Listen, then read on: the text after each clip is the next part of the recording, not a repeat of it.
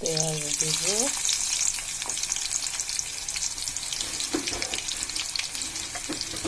মশলাগুলো দিয়ে দিব।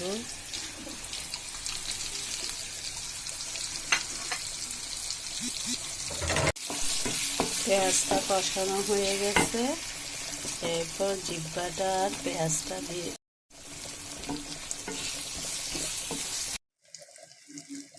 এখন ছাগলের জিহ্বাটা হয়ে গেছে।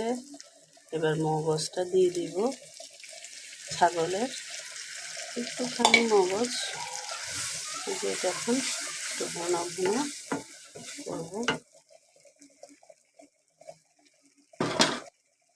একটু পেঁয়াজ কষা দিয়ে দিব,